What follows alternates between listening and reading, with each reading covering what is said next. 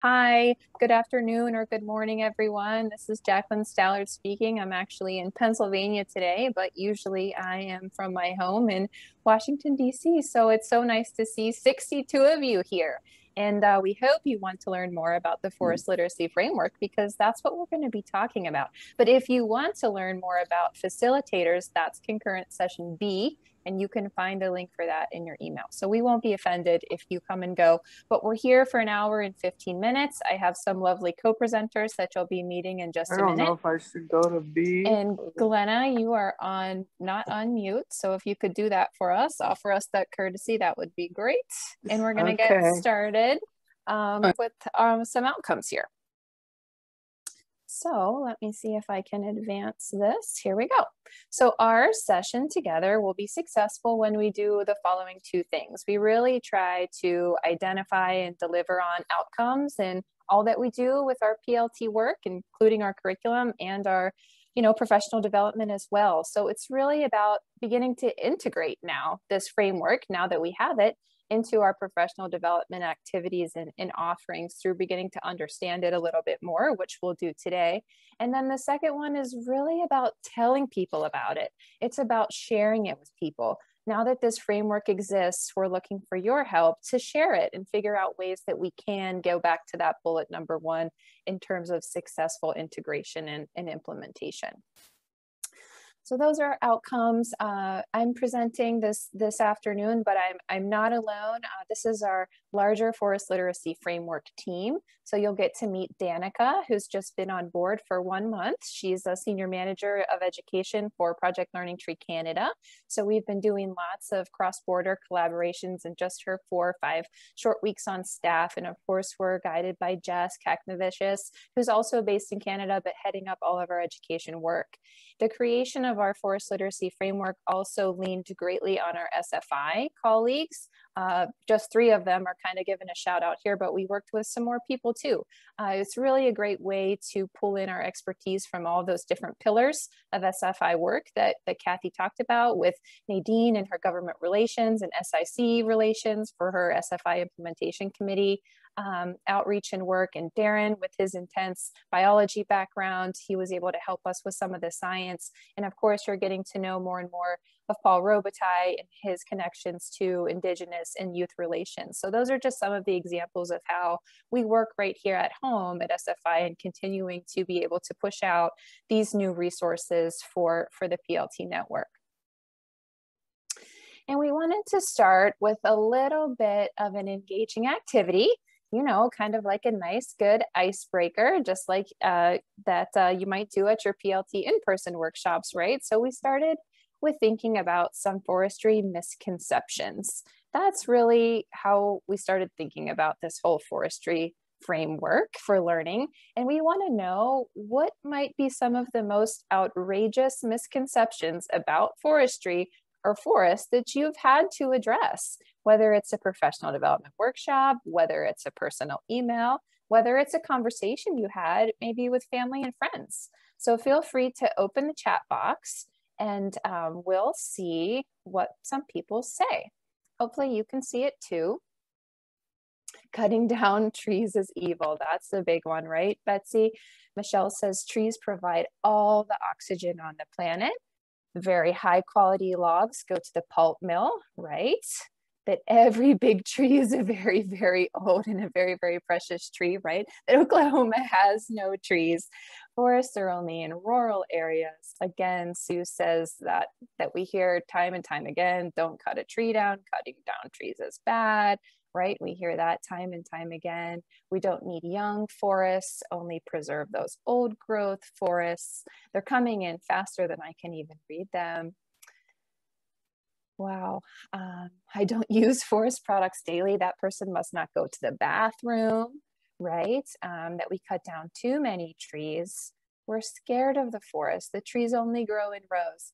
I mean, there is so many things, right? And we hear them time and time again. And that is really what our guide was for creating this new resource. We want to be able to put those misconceptions at the forefront and be able to address them in ways that are respectful, but also very responsive and really intelligently in terms of a pathway that progresses with learners and then also goes into adulthood, because it's not just kids that say these things, right? It's their parents, it's our friends as adults that function in society and make decisions that have ramifications in our communities. So let's look at the flip side of this question. And if we can, thank you all for so many engaging drops in the chat. And if I didn't read yours, it's only because it happened so fast. And we want to have one more question for you guys. So here it is. So we have the misconceptions clear, but now think about what's one fact about forests that you would like the average person to know? So how do we spin that into some positive framing? So please feel free to drop those in the chat as well and take a second to think about it, because those don't come quite as quickly, but they're in all of our brains. I know they're there. Everyone depends on, thanks Danielle, everyone depends on trees, forests, and forest products, right? Tree-lined streets are actually forests. Trees are a renewable resource. Now they're coming in for me faster than I can read them. 95% of trees depend on fungi for their micronutrients. Thank you, Amanda. Forests are resilient. They're not so fragile, right? To benefit the most wildlife, we need forests of all different age classes. Yes, diversity is key, right? Working forests are important for people and for habitats. Forests clean and provide water, impact water quality, both positive and negative, right, Bets? Ellen, woods and forests are the same thing. Ada says we can't live without them. They're a renewable resource if cared for properly. Thank you, Michelle. Humans have always managed and manipulated forests. Thank you, David. It's historical, right? It goes back in time. We're not the only people to do it, and we won't be the last. All right, forests provide amazing mental health benefits. Thank you, Molly. I'm ready to do some forest bathing after how many hours on my computer already today? Right, okay, thanks again, everyone. I'm going to just minimize the chat box now so we can keep going.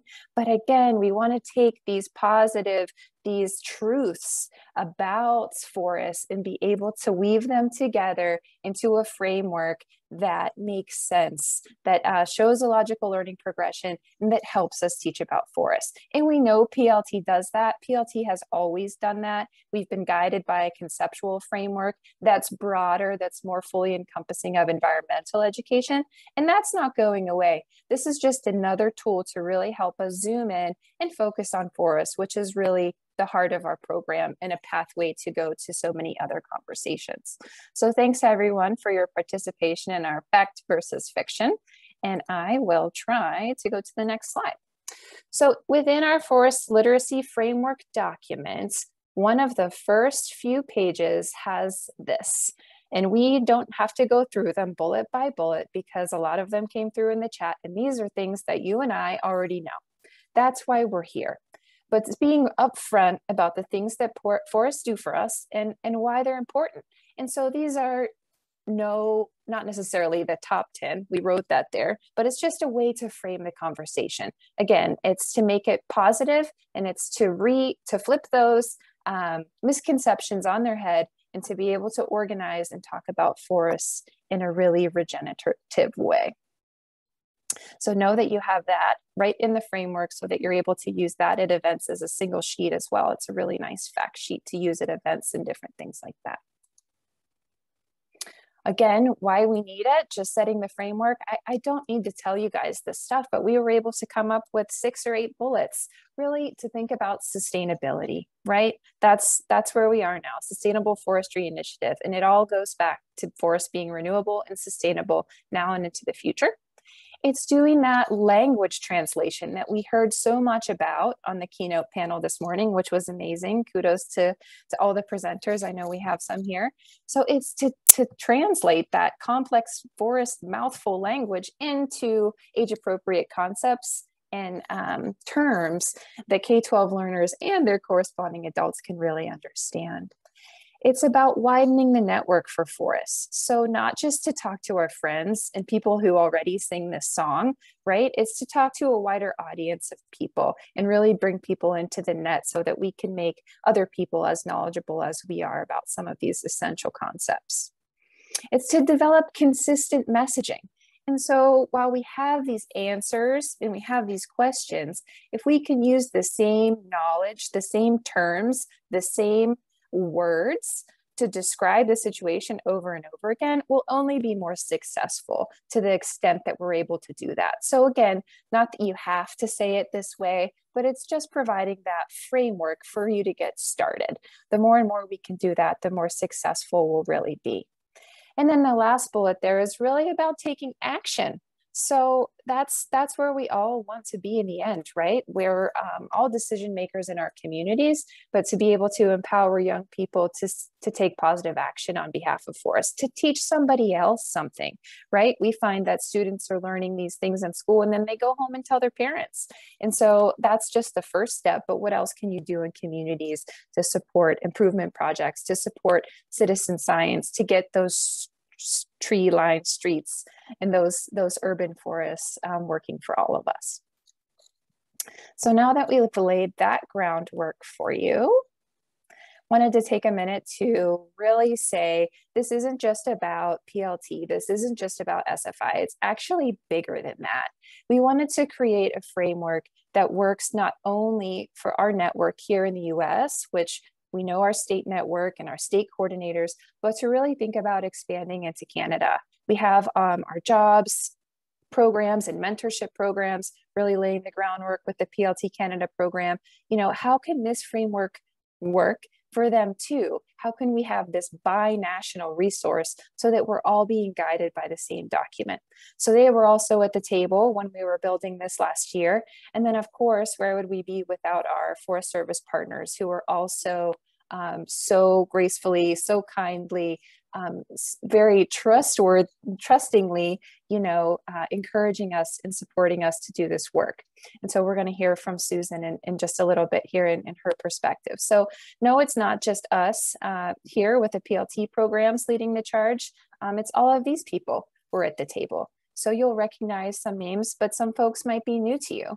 And that's because we brought them in from Canada. We brought them in from the SFI network. We brought them in, you know, from paper companies, but we also brought in educators. We brought in, of course, our Forest Service partners. We brought in people who were already doing this work. You're going to hear from JC in Texas, who's been doing forest literacy there for a number of years. She's more advanced than we are. And so we have a lot to learn from this group of people, and they were all at the table as we were painstakingly editing the 50 pages of this document that is now at your fingertips. So I'm going to take a little bit of time now to walk you through it. And again, the question that we come back to again and again is, who is this for?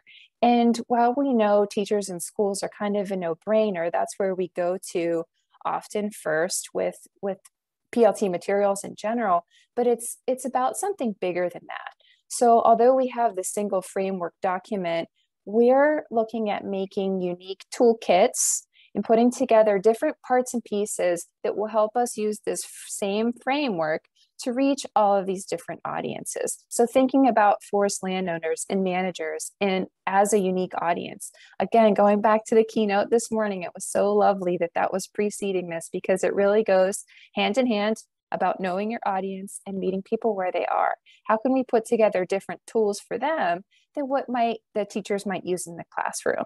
And so really making this framework make sense for all these different audiences that we're trying to reach. Same with public agencies, our nonprofit partners, people who use PLT in different shapes and forms, and all to get to the end, the end user, right, which is the students who will ultimately benefit from having this forest education.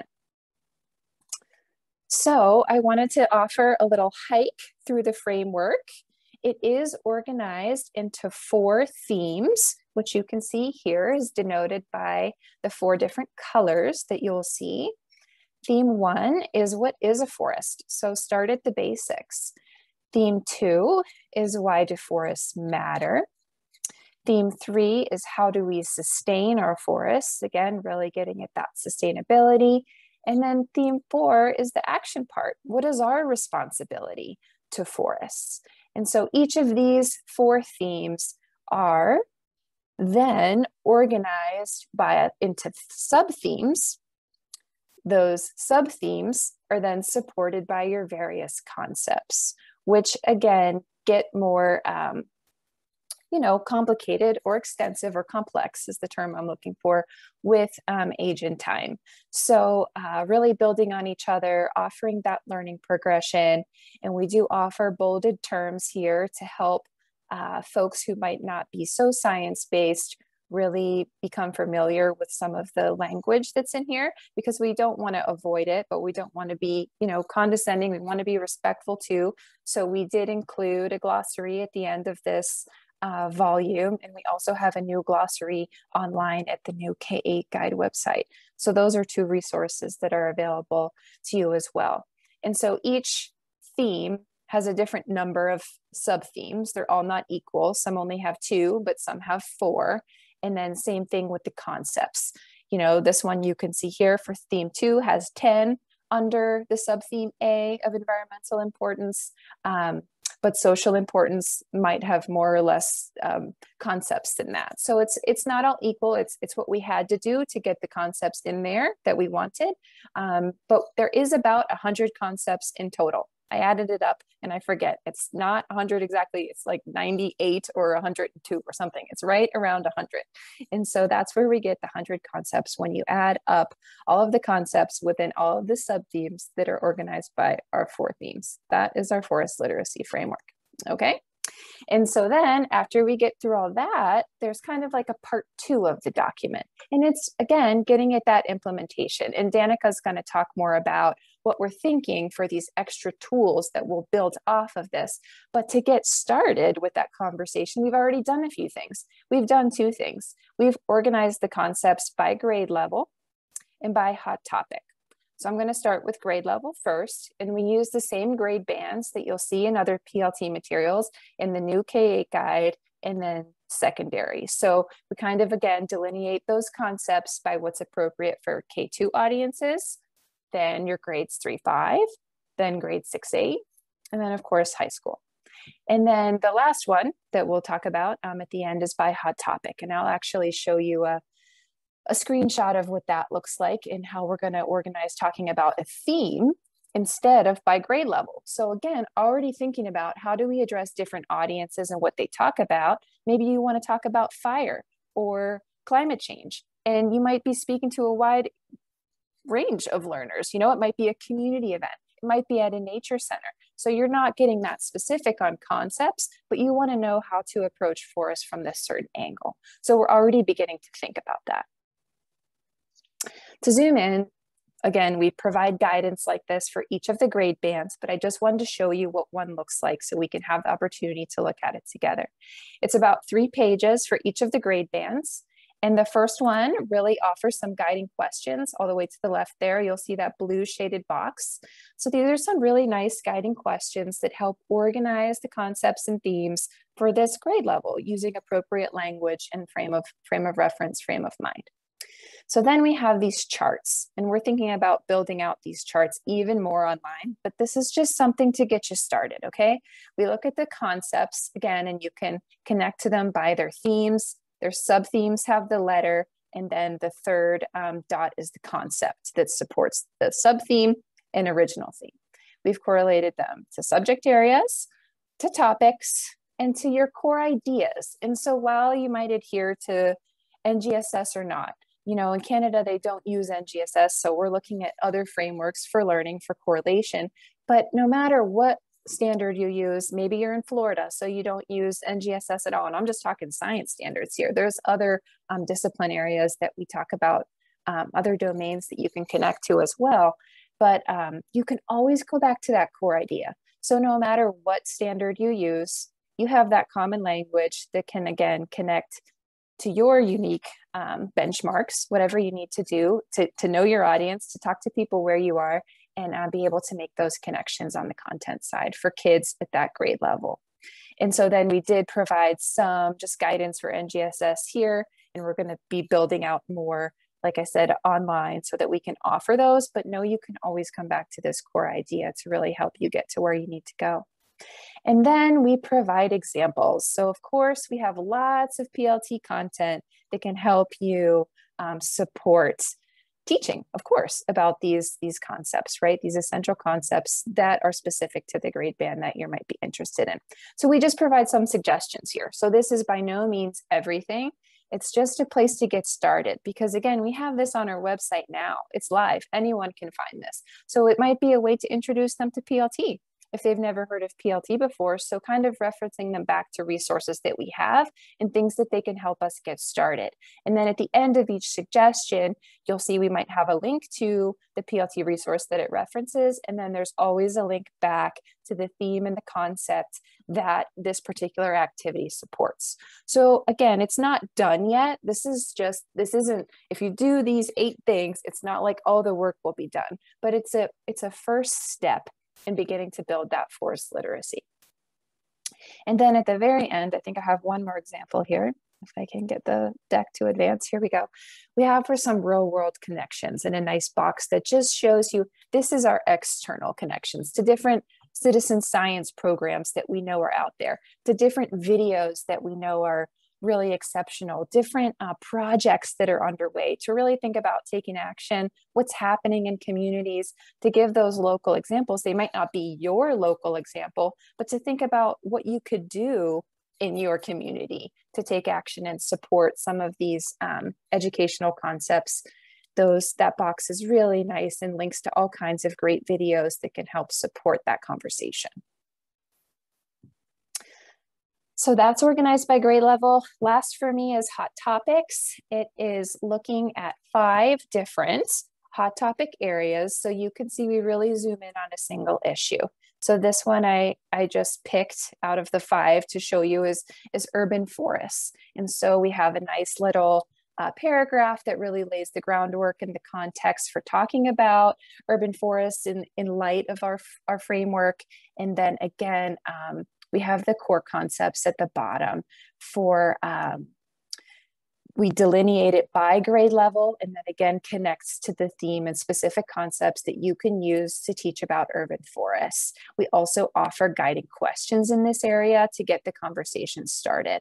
And we offer 5 of these. Urban forests is just one, but right now we've already built out, there they are, climate change, green jobs, wildfire, and public health. So these are printed right in the Forest Literacy Framework itself. We have plans to do more, but we want to see how these work for you. What's missing? Does it help? How can we make it better? Ask those questions again, going back to the keynote.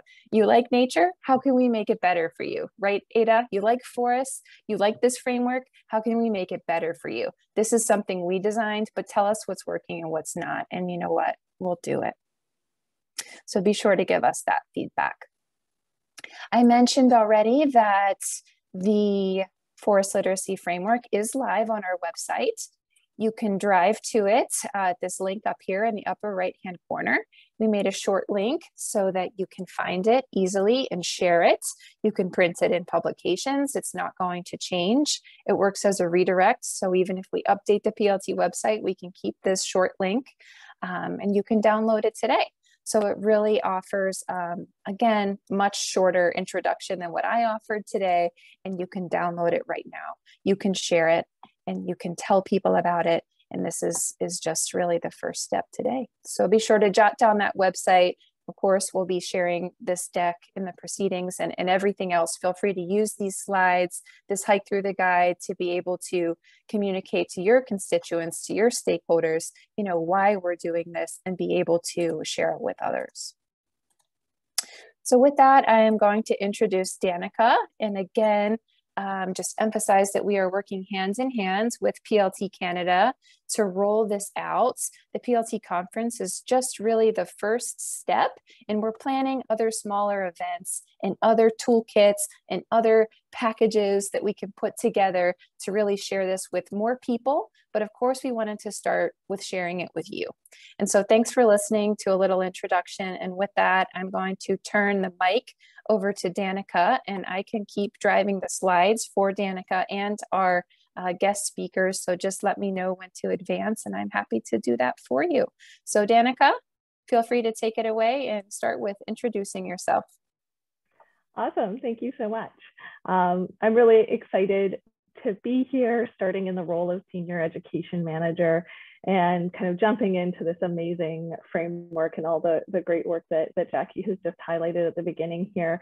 And it's really amazing being able to connect in with the network from where I am in Vancouver, BC, on the traditional territory of the Musqueam, Squamish, and Tsleil-Waututh people. And it's just such a pleasure to kind of be here and be part of this and getting to see some of the great people in the network. And the keynote this morning was just a great way. I'm so pumped to get started. And so now that we've talked a little bit about some of the work that we've been doing these past few months, I want to share a little bit about what's coming up next for the Forest Literacy Framework. And as Jackie mentioned, it is an evolving document. We're continuing to add and get input from all of you on how this can be the most useful tool that it can be. And so one of our first steps is taking the spring to revise and design a kind of Canadian focused document. And I'll go into a little bit more detail about that in just a moment.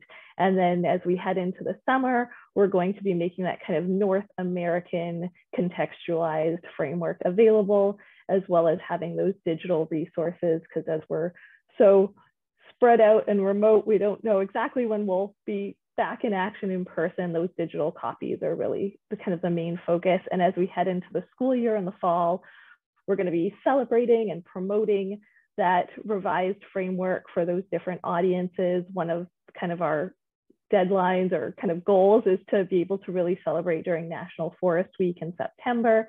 And then we've submitted a proposal to present at the NAAE conference coming up in October to continue to share what's going on. And so the first step is the next slide, which is the Canadian kind of context for the work that we're beginning to do. And so what does it look like in terms of, we have this fantastic document that was designed to support the national PLT network over the past year, and that we've been really excited to see the innovative and successful implementation models used in the PLT network. And we now want to bring some of that energy and that success to our Canadian audiences and grow it there. And so we're looking at creating a bilingual framework document so that it will be available in French and English. We're also going to be doing some piloting in Quebec, Ontario, Alberta, and BC with curriculum alignment. Canada has separate curriculum for every province and territory just about. And so we're going to be tackling a few to start off with, but also looking for other frameworks for learning that we can connect this to that can create that national connection. And then a big part of the work is also expanding on Indigenous connections to the land.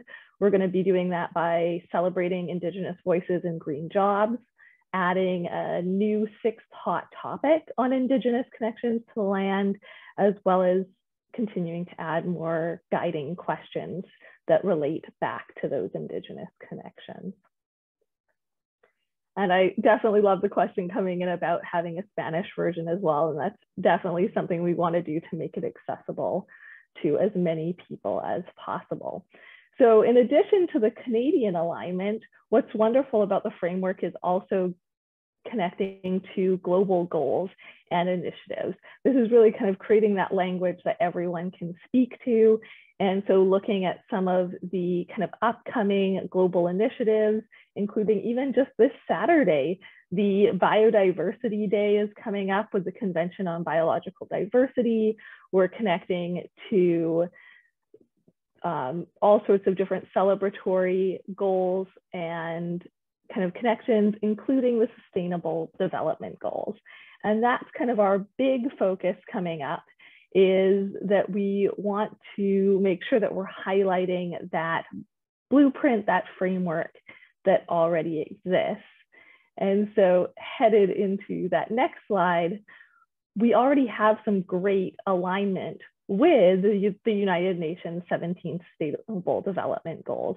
And we really want to focus on that urgent call to action that those goals present, and that the SDGs are another opportunity, another framework that sets collective goals to address where we are as a global community and create a path that moves us forward.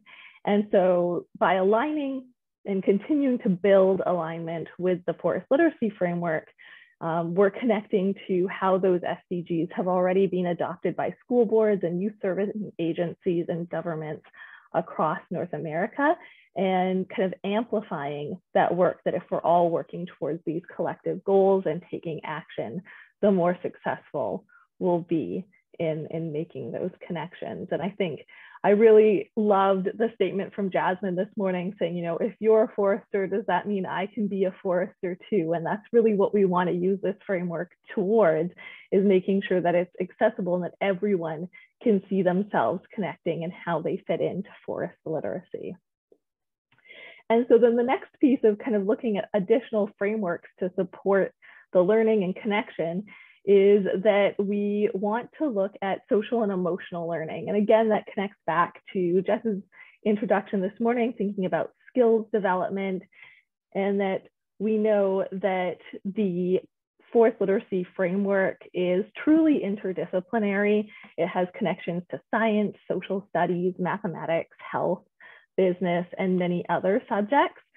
And the social and emotional learning component kind of connects all of those pieces as students develop those competencies when they're engaged in the doing part of the curriculum or learning area.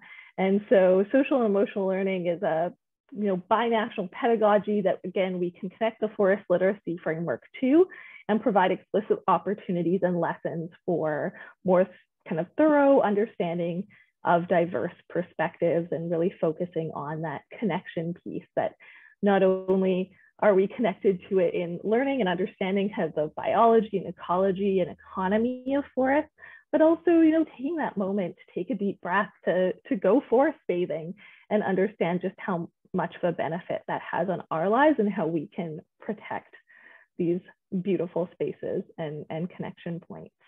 And so as we continue to kind of look at how the framework naturally aligns to support social and emotional learning, we're going to be connecting to them to the guide and supporting kind of successful implementation of both wherever you might be, whichever audience you might be connecting to. And so that next piece of how we're doing that is, as Jackie mentioned, developing toolkits for both our educators and non-educators.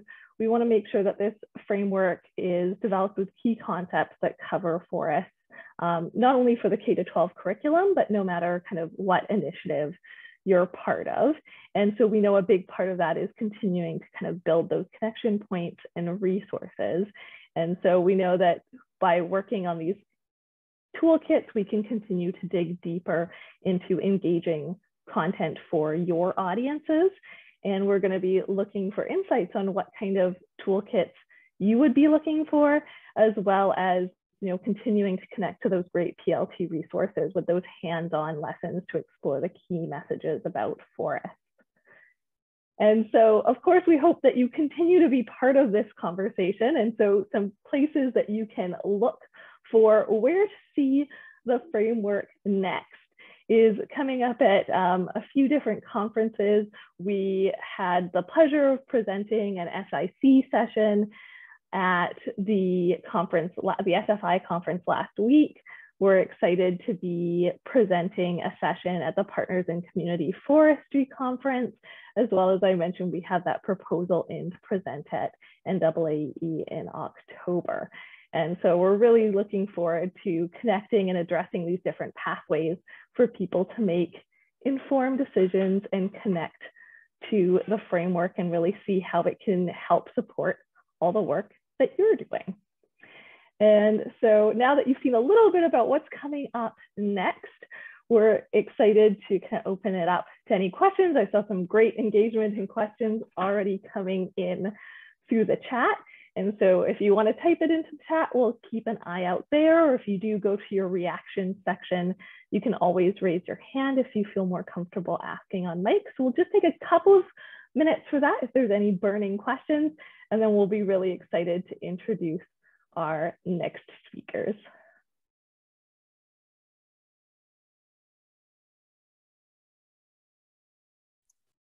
And while you're thinking about that, I'm happy to share some things that I did see come through in the chat. We talked about, again, the languages. So if you are in need of reaching a certain population, or if there's more thinking we could do around that, we're happy to have a side conversation with you. We're definitely pursuing Spanish for sure, but we're open to other opportunities as well. So please elevate those to us if you think it makes sense, and we're happy to have that conversation. And then we did talk about connecting to SDGs, Sustainable Development Goals. You know, that's work we've done with PLT in the past. You can actually see our Green Jobs unit. Activity 4 is an update of Seeking Sustainability, where we actually talk about forests specifically and how they can be connected to those SDGs. So we're going to start there. This isn't new work for us, but it's all about continuing that conversation with these concepts. So that will be work that is ahead of us now. So I do see some other questions coming through the chat. So thanks for those. Give me a second. Unless Danica, you have a response, you can jump in. Yeah, I could definitely jump in. I mean, I think September, you know, the beginning of kind of the fall and the school year is always a great time. The digital copy of the framework that's available online right now, we'd love for you to start sharing. It is a complete framework for where we are right now, but we are hoping to have some of the additional toolkit pieces ready and start sharing in September. And so we look forward to you sharing them then as well. And then I saw the message come in from Michelle about the individual pages. I think that's something we can absolutely do on Coordinator's Corner. If you have an Adobe, anything that's an upgrade from the free version, you're able to do that yourself with this version of the PDF that you can download if you have that. But if you don't, no problem. We can make that available, I think, on Coordinator's Corner. Easy peasy. So that is something we can manipulate, and we want you to be able to share it. And I would just add that you can share it now with everyone that you think might be interested, but use that maybe September timeframe to think about events in terms of taking the first step with implementation. You know, that's a really busy time for back to school, and to be able to think about, you know, you don't have to do a whole workshop on it, but how you might use it to introduce PLT, you know, just in laying the groundwork for any back to school workshops you might be doing come September. So thanks for those questions.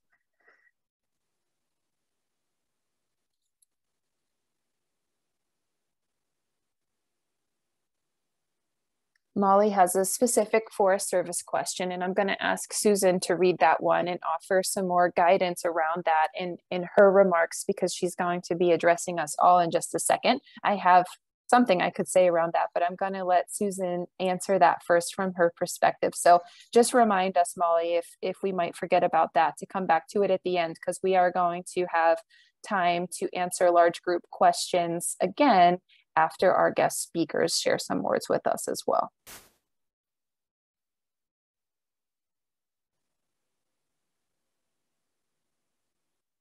Just kind of a quick response to Molly, I'd say yes. I think it's perfect to start reaching out, you know, to have that interaction, in part to just kind of know who to reach out to kind of build those networks if they're not already in, you know, kind of in that network.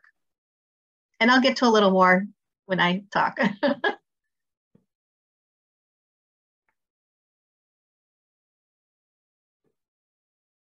Wonderful. Maybe that's a great opportunity just to move on. We'll have lots more time for discussion and questions afterwards, but we want to make sure that we can head into the next section. And so this next slide just kind of highlights, you know, what does forest literacy look like? What does success look like? And you can see these points in the guide, so I won't go through them in complete detail, but we really want to create a culture where people are making informed decisions to support healthy and resilient forests, and that we're making sure that voices from diverse populations contribute to meaningful dialogue and decisions. And so that's kind of some of the goals of the framework. But now we want to head into, what does success actually look like right now? And that's where Susan and JC are coming to join us. And so I really like to introduce them and the great work that's already underway, as they were part of our advisory panel members and within the PLT network. And so I'd like to first introduce Susan, who will be sharing. She's the Conservation Education Coordinator for the state and private forestry in the 20-state eastern region of the U.S. Forest Service. She has a Bachelor's of Science in Forest Resource Management and a Master's in Adult and Occupational Education, focused on environmental education and professional development. Prior to her work in education, Susan was a forest health specialist working on forest health monitoring. And after we hear from Susan, we'll have JC jumping on the mic. And JC Tosh is the Conservation Education Program Coordinator with Texas A&M Forest Service. JC will speak to some of the beyond the classroom applications of the forest literacy with adult learners in Texas, as well as opportunities for regional collaboration among a consortium of southern states. So thank you so much, and over to you, Susan. Thank you, Danica. And hi, everyone. I'd like to start off with some context for why I kind of jumped onto this bandwagon of forest literacy.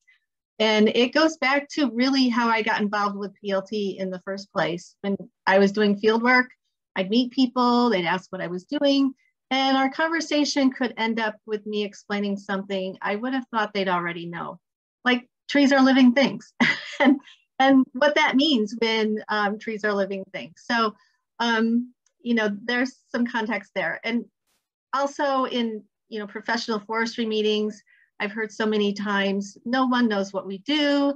We need to let people know what we do. And, with that, we tend to spend a lot of effort countering misunderstandings regarding forest and forestry, like the differences between the jobs and the careers of forester and logger. Or one that comes up commonly is the confusion between what clear cutting is versus deforestation. For about 10 years on the New Hampshire Envirothon forestry test, we put that question, hoping that we would see some progression of, the advisors seeing this question and students seeing them, that we'd see some progression of people really understanding the difference between deforestation and clear cutting, and it didn't happen. So there was a disjointment there. But now more than ever, career paths in forestry. My high school guidance counselor, and we're going way back, but she had no idea what forest resources management was. And I didn't know much more than her. I just knew that I kind of wanted to work in the woods and I did not want to milk cows. So this seemed to be a good path. But now we have such a broad scope of forest-related careers, and we need to have students and teachers and guidance counselors and community members really understanding that. And so, that kind of brought me onto the idea of, this is something that we need to have. And so when Nori and Misty, when we were in, the conference was in Kentucky, she nabbed Heidi McAllister, who's the CE Assistant Director for the Forest Service, Conservation Ed Assistant Director. They named us at the conference in Kentucky and said, shouldn't the Forest Service be interested in this? And we sat down and talked, and it just made total sense. And so, but forestry, forest issues are big, and there's so many components that it's hard to identify the key ones.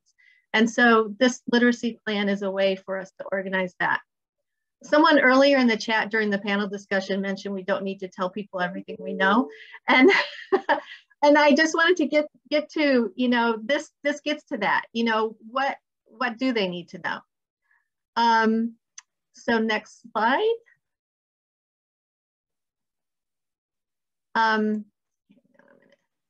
Going on to the next slide from that.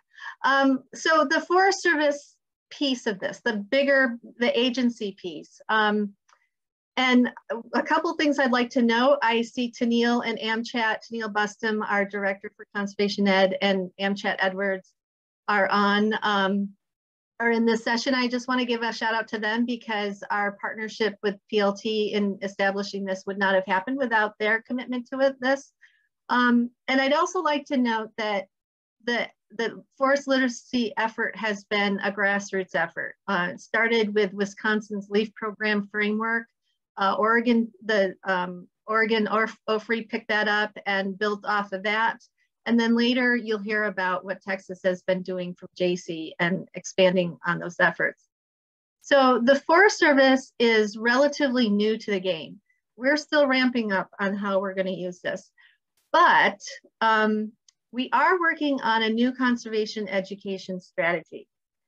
We're still in development, but we can tell now that having a framework that helps us focus our efforts, our conservation ed efforts, will be strategic.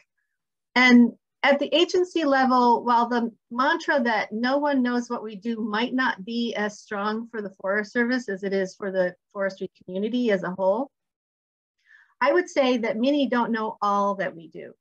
The Forest Service has a role in all the components of the framework. The Forest Service wouldn't even exist if forests didn't matter.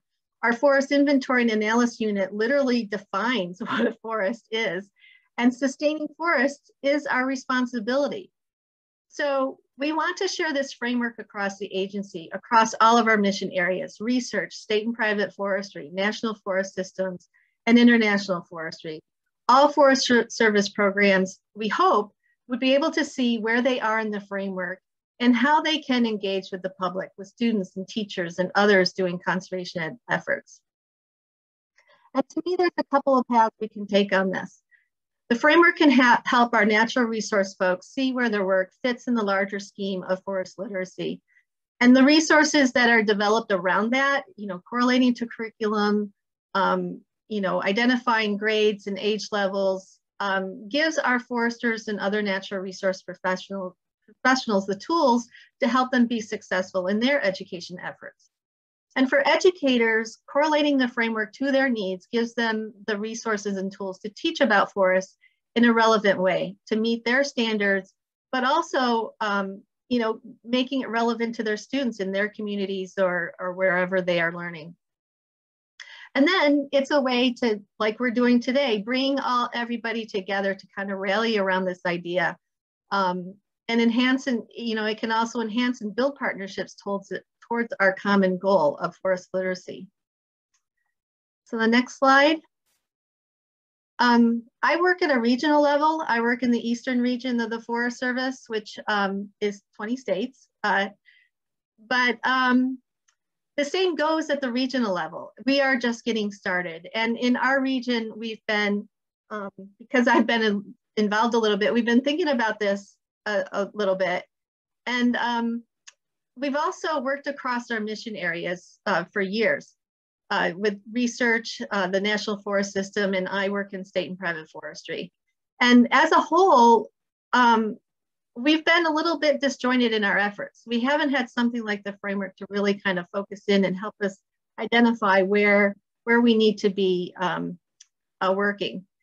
And so in the state and private forest mission area, which means essentially we all work with the state agencies, we've worked with other program managers. I've worked with other program managers, which includes forest health, stewardship, urban forestry, watershed forestry, and fire to incorporate education to benefit their program efforts. And with the recent completion of the forest action plans, we're identifying state priorities, and research is responding to the needs of natural resource managers with the states, with the national forests, and the national forests have education needs for forest visitors in neighboring communities. And so the framework is a way to think about and work across all these efforts and be strategic and efficient. Like at the agency level, there can be opportunities to enhance or build partnerships to work towards a cohesive and collaborative effort. This is huge. I think you heard that in the video that Chief Christensen was in. This is huge. Connecting people to nature is a big thing. And so there's no one agency or group that can accomplish this. So you've heard some of my thoughts in the Forest Service, kind of the Forest Service piece of this. But again, I want to remind you, some of our state folks have been working in developing literacy efforts longer than we have. So I'd like to pass this on to JC so she can share what's been going on with Texas for the last few years. JC. Thank you, Susan. We'll go to that next slide. It's just a pretty picture to frame what we're talking about here. This is a traditional Texas landscape forest. When at the very beginning of this process, so I've only been with the Forest Service here for a couple of years now, and this was handed to me when I got here. So I'll preface my understanding of this entire thing by that initial moment when I came in. I am not a forester. I taught preschool at the University of Texas. I have a degree in human biology and sociology. I had a very basic understanding of forests and of nature and all of these principles that we would consider ourselves forest literate if we understand, but I was not when I started. And I had to kind of grapple to figure out exactly what I even needed to know so that I could know what we needed to teach, and I could teach my staff what they needed to teach. And when I got here, our concept guide was just a Word document. It was a list of concepts that you need to know to be forest literate, but it wasn't really turned into anything yet. So over the last few years, we've taken that Word document and we've made it into a booklet, and it's on our website now. And then we're using that as the framework for everything our state is doing going forward. And they mentioned it before, Texas is not just focusing on the K through 12 applications of this. We have 29 million people in the state, and they are a wide range of age groups that we need to be able to reach effectively. We have to. We're thinking about our climate crisis and all of these ecological issues that we're running into, and the lack of human understanding about the decisions or the impacts of the decisions they're making. It's going to cause some serious issues for us as an agency in the future if we cannot come up with a way to effectively, logically approach these problems very strategically, as Susan was saying. So now that we know, at the very least, what we need to know, we can start communicating that to others. And we're taking our framework and implementing it into not just the K through 12 audience framework that we use as the PLT community, but beyond. So our stewardship programs and our staff training and working with resources across state lines, because we know if you flip through these concept guides, the Texas one or the one that PLT has put together, these are true no matter where you are. This is the standard on forest learning, the facts that make all of it make sense, and they're in bite-sized pieces that the public who know absolutely nothing, they're not forest literate, can start to grasp onto, and it helps just guide them. There was no guide before, so now we have that. It's great. We move on to the next slide. This is how I like to frame our thinking about forest literacy for the non-forest experts, for the non-K through 12 community. I don't want to make an assumption about our population, but generally speaking across the board, in Texas at the very least, our population is not forest literate. They cannot answer those 4 core themes of forest literacy. What is it? Why is it important? How do we sustain it? And what am I supposed to do now? So we have approached our programs in the agency through kind of this funnel thinking now. They need to be exposed to the concepts. We have a communications branch of our agency that does a lot of that outreach and makes those initial contacts with people. They need to start learning things at the very basic level, being exposed to the concepts. And only after they've been exposed can they then start to actually learn or want to learn, because now they know what the thing is. They develop that understanding grows to an appreciation. And then through appreciation and practice and attending our resources or using the online tools that we have, using the stuff that we work so hard to create and get out there, it focuses them more into developing a closer personal relationship with nature, loving the resource and what's around them. And we know that they're not going to act if we can't get them to that love point, because what causes us to act at all? We don't tend to protect things or care about things if it's not personal, and if it's not something that we can see is connected to our daily lives. If we don't love it, we're not going to do anything about it. So once they reach that love point and then they start learning about all of the risks that our forests face right now, or the other issues that we're trying to combat, they understand what their responsibility is to help us get over these issues that we're seeing, then we're going to see the action. And it seems very simple to us as educators, because we already know that that's kind of how it works. To get somebody from learning or knowing absolutely nothing to them doing something about it, we know this. But to the forestry community and to the natural resource professionals and to the people in my own agency, this was an entirely new way of thinking. because previously we were expecting them to go from exposure to action. And we were skipping all of these things in the middle. All of these things in the middle, that's the education. That's the conservation education. We saw it as a separate thing to what the rest of the agency was doing. And all this time, it's been something that's very, very intricately integrated with everything that we have. So now that they see it internally, they're giving me the resources and the support and the staffing needs that I did not have before to make the stuff and to get it out there better, to help actually educate and not just go from wanting somebody to see a social media post and then have a management plan. There's a lot of steps in the middle that they were missing. So if you move on to my next slide there, these are the audiences that Texas is working with. When I first started, it was hard to target anybody because I wasn't even sure who we were supposed to be talking to. And traditionally, it's just K through 12. It's that yellow series of boxes right there. Sometimes the early childhood, if we had somebody that had an inkling for that, but it was never seriously prioritized. So now at the very least, I can see who we're supposed to be talking to. And then I can take this framework and we can develop resources specifically for those audiences. Now that we know who they are, we know what they need to know. Now let's make the stuff. And outside of just the K through 12 framework, thinking about these non-science, non-forestry, non-industry professionals, breaking them down like this seems to make more sense to me. And I hope that you guys can kind of understand if your states are looking at not just a K through 12 implementation, but as your full population. This isn't perfect by any means. This was just my first attempt at who are we working with. It can change over time and it will change over time. But at the very least, I wanted to represent people that the forestry agencies and this group of industry folks was not actively recognizing, like our vulnerable populations and our non-science majors in colleges. We teach pre-service teachers and we tend to reach out to foresters with PLT stuff. What about the other guys? And how can we effectively tell them what they need to learn? That was the value of the forest literacy framework. We found that out very early on in Texas once we had the guide and we could share it with our partners. One of the success stories that I'll mention was with our industry partners, our non-governmental organizations. There was a event last year that was virtual, but it was the Roots and Wings Festival in Austin. And they wanted to celebrate trees and tree learning and then tie it into the pollinator week and the butterflies and the monarchs. And the question that came up in this planning committee was like, okay, well, we want them to learn about trees and forests, but what are they supposed to know? And then I'm like, I know, I can tell you exactly what they need to know. That's what this framework is valuable for. You can share it with those partners and then we can teach consistently across agencies, across the state, interstate. All of the stuff that we're making for forest literacy education will be shared Southwide. It's not just a Texas thing. It can live elsewhere and it can help meet these other audiences. Even if your state isn't specifically targeting every single one of these, we have to, because we're facing some very large challenges and we need to make some big changes very quickly. The fastest way to do that is to attack it from all angles. Get to as many people as we can, as quickly as we can, with the most effective resources that we can. Move on to our next slide there. So this is how we're kind of approaching it. And I'll look over here to my board as I'm talking to you. I have a whiteboard in my office that has all of the very, very detailed steps laid out. This is just a very simplified view on the slide here.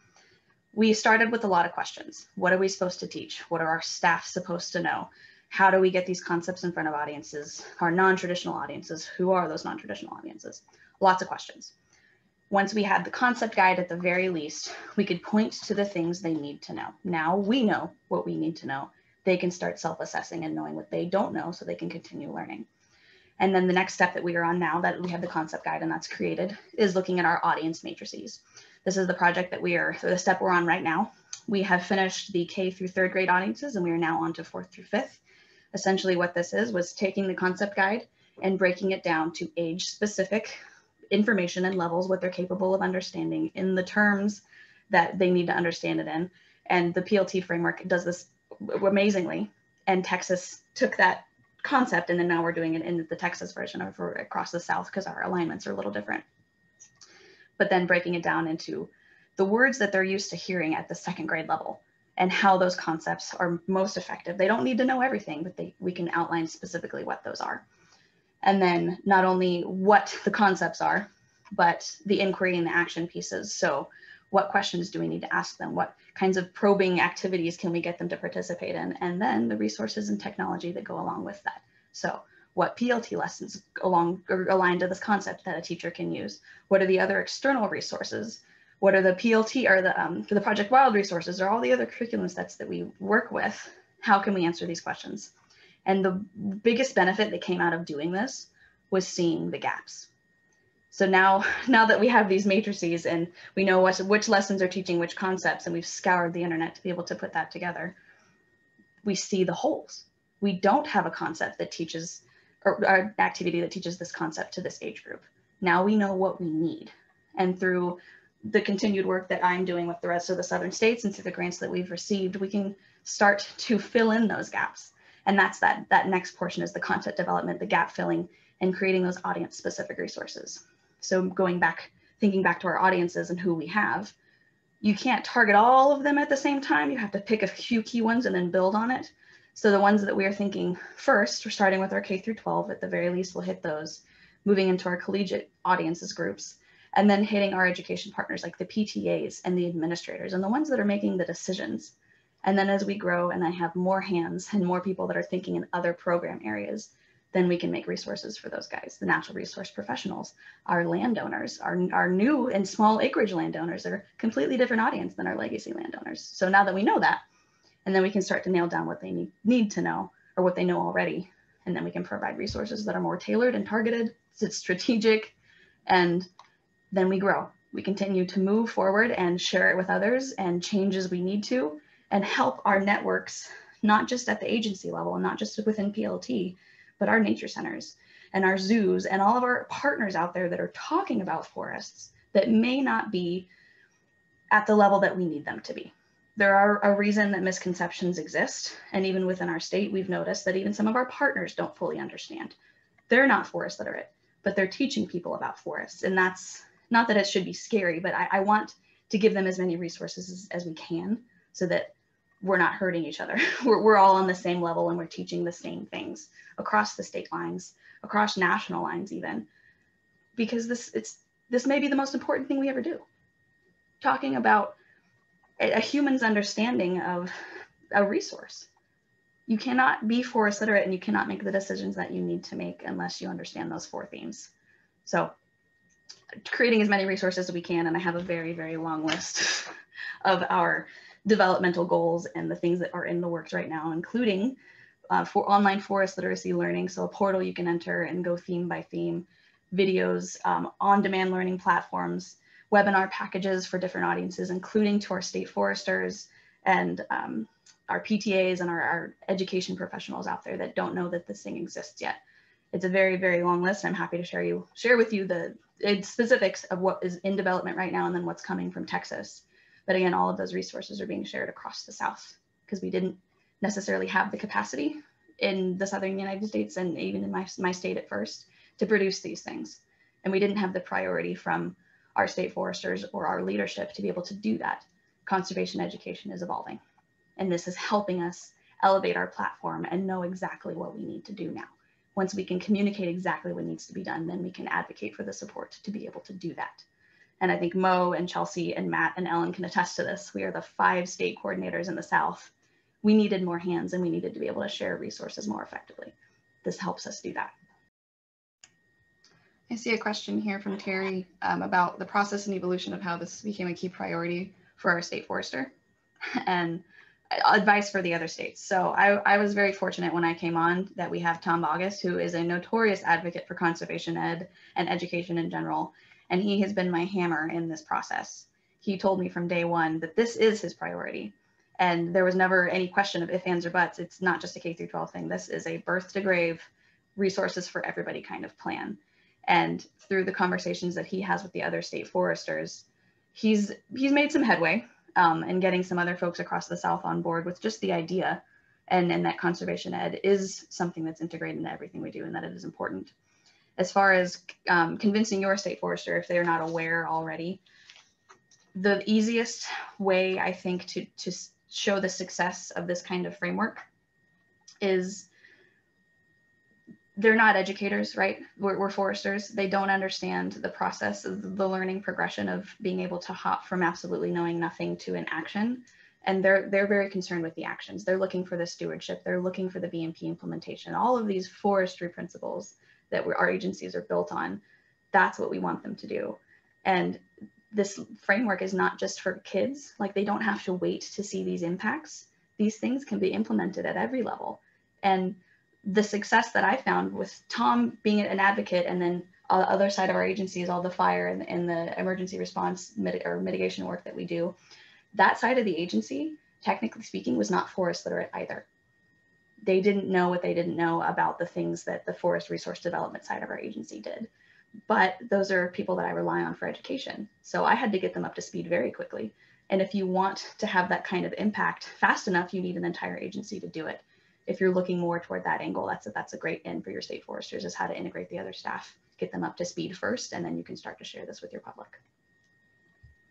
I have to say, a relatively good argument right now is the green careers, the forestry careers. We've been hearing for years from industry. It's hard to get people to come into industry even without needing a college degree or whatever, but also in the state forest action plans, there's quite a bit about green careers. And the argument is they're not even gonna think about green careers unless they're getting exposure, like in that chart that JC showed. If they're not getting awareness and building some knowledge and getting to some action, which in some cases would be a career goal, thank you. You know, that doesn't happen unless there's education in the mix there. So, you know, that's what I'm seeing in the forest action plans from our states. That's a pretty strong piece there. Yeah, but those end action audiences, are we out of time? I'm sorry, Danica, I didn't want to cut you off there. Just one more point on the action is that depending on the audience you're talking about, the action is going to vary. For our PLT audiences, going into degree jobs, it's certainly one of them. We want the K through 12 to know that it's there. They're not going to become a forester if they don't know what a forest is. And that seems like a simple thing that we've overlooked, but it's very, very real. It's a question that we have to correct regularly in my state. So it's got to be a problem elsewhere. Very, very true. We are almost at the end of the session, but as we kind of all of us mentioned, is that we really want to make sure that this is an evolving forest literacy framework. Okay, great. I think we have most folks back. I probably can go ahead and get started here. I know that Amy's helping set up the breakouts. So for this next session, one of the things that we heard from the network at multiple different events is kind of a return to the basics, or back to the basics, with the PLT conference. And of course, we've all missed being able to be in person, or at least most of us have that have had the chance to be. Unlike myself, I've never had an in-person PLT conference because the only PLT I've known is since COVID has begun. And there's a few others in the network like that too. But for those of you who have been to a past PLT conference, one of the mainstays of it is doing state program meetups. And my understanding is that those meetups have been generally organized by sponsor type. So the sponsor organization type of the states. You'll remember, if you're at the beginning of the e-summit today, that we did a poll to see how we wanted to be broken up this time. And so the options were being broken up based on sponsor type, being broken up based on geography, or being broken up based on topic. And what we found is that topic was by far the most popular option. So we're setting up breakouts that have those topics, and I'll go ahead and read off what they are. And we have coordinators that have been gracious enough to help lightly facilitate those discussions. The topics that we're going to be using are outreach and communications, which will be led by Denise Buck from Washington PLT, organizational leadership and management, which will be led by Rob Bedell from Arkansas PLT, reimagining PD, which will be led by Jean Devlin from Pennsylvania PLT, and facilitator development and support, which will be led by Anna Pino from Nebraska PLT.